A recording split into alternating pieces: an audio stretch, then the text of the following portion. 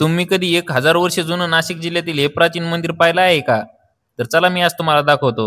तर रामकृष्ण हरी मित्रांनो, मी तुमचा मित्र नवनाथ राजबिंडे आणि आज मी प्राचीन मराठवाड्याचा शोध घेत घेत थोडं मराठवाड्याच्या बाहेर आलो आहे आणि तुम्हाला दाखवतो नाशिक जिल्ह्यात हे एकदम 12व्या शतकातील मंदिर.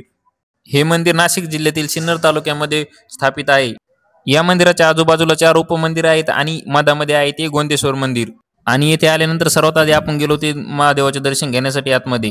आणि या मंदिराच्या आतमध्ये गेल्यानंतर आपल्याला असा भास होतो की नक्कीच आपण स्वर्गाच्या दारामध्ये आलो असतो मित्रांनो. इतकं सुंदर आणि सुरेख काम केलेलं हे मंदिर आहे. मंदिराच्या आत प्रवेश करतात आपण सर्वात आधी रांगेत लागलो आणि रांगेत लागून श्री महादेवाचे दर्शन घेतले. सुंदर आणि सुबेक अशी महादेवाची पिंड आहे आतमध्ये मित्रांनो. या मंदिराच्या प्रत्येक भिंतीवरती काही ना काहीतरी कोरीव काम केलेलं दिसते आणि हे काम इतकं सुबेक आहे की खरंच याला पाहून आश्चर्य वाटते.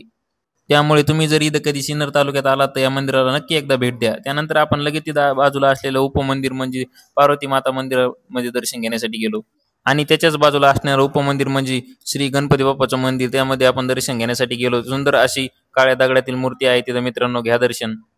आणि खरं तर मुख्य प्रवेशद्वार मंदिराचे हे आहे, पण हे आता काय बंद केलेलं आहे काही कारणास्तव. आणि हा वरती दिसतो तो स्वर्ग मंडप, याची आता थोडीफार पडझड आली आहे, तरी पण हे खूप सुंदर दिसते. या मंदिराची पूर्ण उभारणी हत्ती स्वरूपात केलेली आहे. याच्याकडे पाहिले तर असे वाटते की जसं पूर्ण मंदिर हे हत्तीच्या अंगावरती तोलून ठेवलेले आहे. आता या सुंदर गोंदेश्वर मंदिराला तुम्ही कधी भेट देताय ते कमेंटमध्ये सांगा आणि मित्रांनो फॉलो नक्की करून जा.